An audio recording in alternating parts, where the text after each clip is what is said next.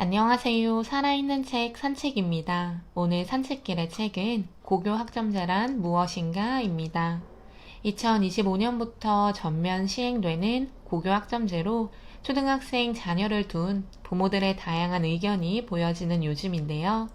지금도 몇몇 학교에서는 고교 학점제가 시범적으로 운영이 되고 있으며 문이과 통합으로 선택 교과의 폭이 넓어진 고등학교 1, 2학년의 경우를 보면 고교 학점제의 단편적인 모습을 볼 수 있습니다.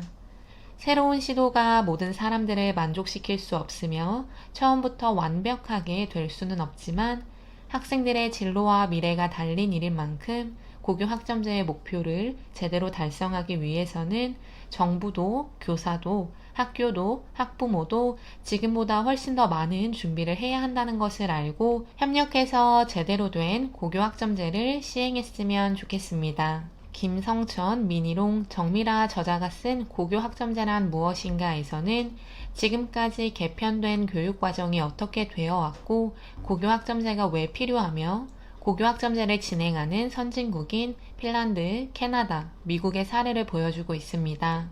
뿐만 아니라 우리나라에서 고교 학점제를 진행하는 인천 신영고등학교, 도봉고등학교, 한서고등학교, 충남 삼성고등학교의 예시를 보여주고 있습니다. 그리고 고교학점제 전면 시행 전 맛보기로 볼 수 있는 공동교육과정에 대해서 다루고 있습니다. 많은 내용이 있었지만 고교학점제라는 것 자체를 중심으로 고교학점제가 무엇이고 왜 진행을 해야 하며 어떻게 진행을 해야 하는지 모두가 원하는 고교학점제를 위해서 어떤 것들이 선행되어져야 하고 현재 진행되고 있는 공동교육과정이 왜 준고교학점제의 모형인지를 정리해서 전달하도록 하겠습니다. 2025년 현 초등학교 6학년 학생들이 고등학교 1학년이 되는 시기에 고등학생들은 정해진 공통 과목을 듣게 되고 개인의 진로와 적성을 고려해서 선택 과목을 결정해 수업을 듣게 되는 것이 고교 학점제입니다. 일정한 이수 단위를 기준으로 해서 학년 진급이나 졸업을 정했던 단위제와는 다르게 학생이 이수한 학점을 계산해 졸업 여부를 결정하는 학점제가 되는 것입니다.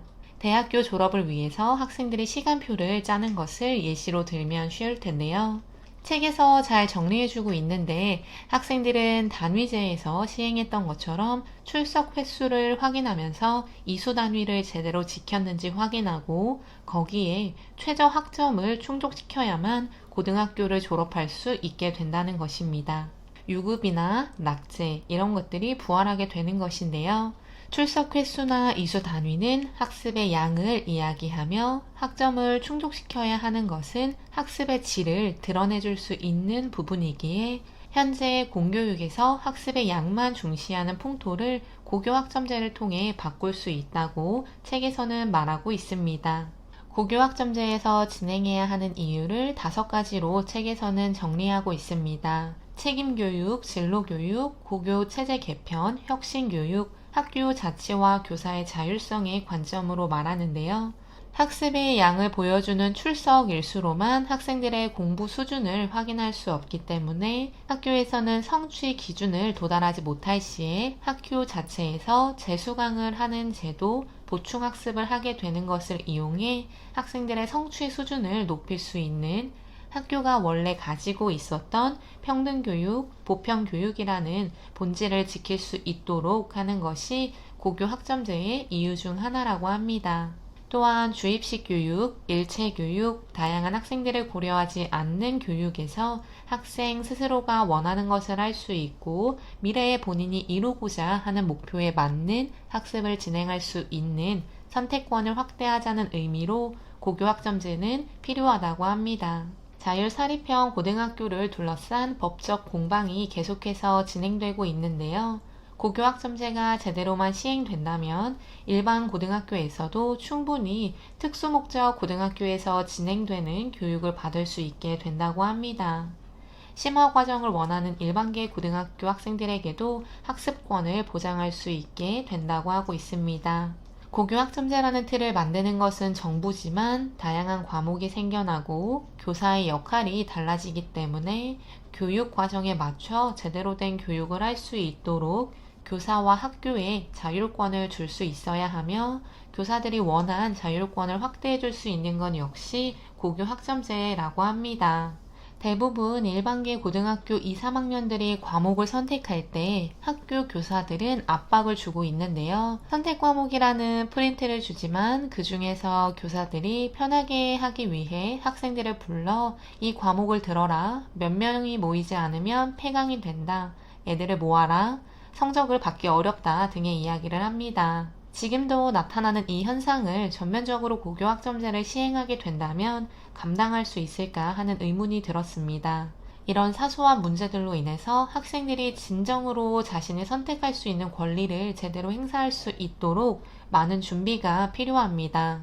매번 컨퍼런스 교원들을 위한 보여주기식 교육이 아니라 학교 현장에서 학생들과 교사들의 이야기를 들어 정말로 고교 학점제의 취지에 맞게 제대로 활용할 수 있는 실질적인 교육이 필요합니다. 고교 학점제를 도입하게 되면 다양한 선택 과목이 들어오기 때문에 교과 교실의 양과 다양한 과목을 학교에서 진행할 수 있도록 교원의 수가 가장 중요하다고 하는데요. 현재도 교과 교실제를 운영하겠다고 학교 건물까지 지은 곳들이 있지만 제대로 활용하지 못하고 있다고 합니다. 고교 학점제가 시행된다면 한 학교에서 모든 과목을 수강할 수 없게 되었을 때 가까운 학교로 이동해서 수업을 듣거나 온라인 수업을 듣는 것 등 여러 대안이 제시되고 있는데 그 역시 확실하게 이루어질 수 있도록 대비해야 한다고 합니다. 또한 교사들에게 주어지는 업무도 드라마틱한 변화가 있어야 한다고 하는데요. 미래의 교사들을 꿈꾸는 예비 교사들에게 기본적으로 자신이 주력해서 수업을 할 수 있는 과목을 복수 전공이나 부전공을 통해 영역을 넓혀야 하며 교사들이 수업에만 집중할 수 있도록 행정적인 업무는 줄여주어야 하는 것이 당연합니다. 학부모들에게도 고교 학점제라는 것을 명확하게 알릴 수 있는 활동이 지속적으로 진행되어야 한다고 이야기하고 있습니다. 책에서 준고교 학점제로서의 모습을 몇 가지 제시하고 있습니다. 공동교육과정, 캠퍼스형 교육과정, 마을교육과정, 교과 중점 학교를 이야기하는데요. 공동교육과정은 학생들의 소질, 적성, 수준에 맞는 교육과정을 운영하기 위해 지역 내 위치한 학교들과 공동으로 방과 후, 주말, 방학 시기에 소수 선택 과목이나 교양 과목 등을 개설해 함께 수강하는 것을 이야기합니다. 온라인 강의로 진행이 되기도 하며 거점 학교가 존재해 그 학교에서 과목이 개설되기도 하고 학교 간 연계를 통해 분산해서 과목을 수강할 수 있게 해주기도 하는데요. 공동교육과정 자체가 고교 학점제의 축소판이라고 보여지기도 합니다. 또한 세종시에서 진행하는 13개 일반 고등학교가 하나의 캠퍼스처럼 운영하고 있는 캠퍼스형 공동교육과정도 이야기하는데요. 인근 대학과 국책 연구단지 등에서 우수한 인력풀을 활용해 진로 전공 탐구, 방과 후 교실도 운영하는 등의 모습을 보여준다고 합니다.